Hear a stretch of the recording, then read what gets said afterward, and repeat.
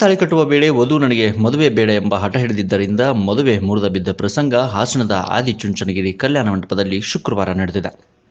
ಹಾಸನದ ಭುವನಹಳ್ಳಿ ಬಡಾವಣೆಯ ನಿವಾಸಿ ಸ್ನಾತಕೋತ್ತರ ಪದವೀಧರೆ ಪಲ್ಲವಿ ಹಾಗೂ ಆಲೂರು ತಾಲೂಕಿನ ತಿಮ್ಮನಹಳ್ಳಿಯ ನಿವಾಸಿ ಸರ್ಕಾರಿ ಶಾಲಾ ಶಿಕ್ಷಕ ವೇಣುಗೋಪಾಲ್ ಅವರ ಮದುವೆ 3 ತಿಂಗಳ ಹಿಂದೆ ಅಷ್ಟೇ ನಿಶ್ಚಯವಾಗಿತ್ತು. ಅದರಂತೆ ಶುಕ್ರವಾರ ಮನೆ ಮಂದಿ ಎಲ್ಲರೂ ಸೇರಿ ಅದ್ದೂರಿಯಾಗಿ ಮದುವೆ ಮಾಡಲು ಮುಂದಾಗಿದ್ರು.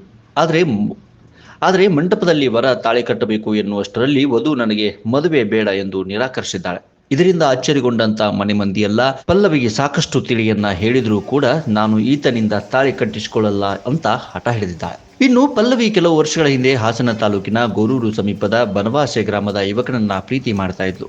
ಮಂಟಪಕ್ಕೆ ಹೋಗುತ್ತಿದ್ದಾಗ ಪ್ರಿಯಕರನಿಂದ ದೂರವಾಣಿ ಕರೆ ಬಂದಿದ್ದು, ಬಳಿಕ ತಾನು ಆತನನ್ನ ಮದುವೆಯಾಗುವೆ ಎಂದು ಹೇಳಿ ಹಠ ಹಿಡಿದಿದ್ದಾಳೆ. ಯಾವಾಗ ತಾಳಿ ಕಟ್ಟುವ ಸಂದರ್ಭದಲ್ಲಿ ಪಲ್ಲವಿ ವಿರೋಧವನ್ನ ವ್ಯಕ್ತಪಡಿಸಿದ್ಲು, ಆ ಸಮಯದಲ್ಲಿ ಆಕೆಯ ಪ್ರಿಯಕರನು ಕಲ್ಯಾಣ ಮಂಟಪಕ್ಕೆ ಬಂದು ಆಕೆಯನ್ನ ಕರೆದುಕೊಂಡು ನೇರವಾಗಿ ಪೊಲೀಸ್ ಠಾಣೆಗೆ ಹೋಗಿದ್ದಾನೆ. ಈ ನಡುವೆ ರಘುನನ್ನು ಕರೆಸಿ ಪಲ್ಲವಿ ಮನೆಯವರು ಆದಿಚುಂಚನಗಿರಿ ಮಠದ ಆವರಣದಲ್ಲಿ ಗಣಪತಿ ದೇಗುಲದಲ್ಲಿ ಶುಕ್ರವಾರ ಸಂಜೆ ಅಂದರೆ ಮದುವೆ ನಿಶ್ಚಯವಾದ ದಿನದಂದೇ ಸಾಯಂಕಾಲ ಪಲ್ಲವಿ ಮತ್ತು ರಘು ನಡುವೆ ಮದುವೆಯನ್ನ ನೆರವೇರಿಸಿದ್ದಾರೆ. ಇನ್ನು ವಧು ಪಲ್ಲವಿ ಹಠ ಹಿಡಿದಿದ್ದರಿಂದ ಮದುವೆ ಮುರಿದ ಬಿದ್ದ ಕಾರಣದಿಂದಾಗಿ ಬೇಸರಗೊಂಡ ವರ ವೇಣುಗೋಪಾಲ್ ಕುಟುಂಬದವರಿಗೆ ಪಲ್ಲವಿ ಕುಟುಂಬದವರು ಪೊಲೀಸರ ಸಮ್ಮುಖದಲ್ಲಿ ಸುಮಾರು 1,75,000 ರೂಪಾಯಿ ಮದುವೆ ಖರ್ಚ ಪರಿಹಾರದ ಹಣವಾಗಿ ನೀಡಿದ್ದಾರೆ.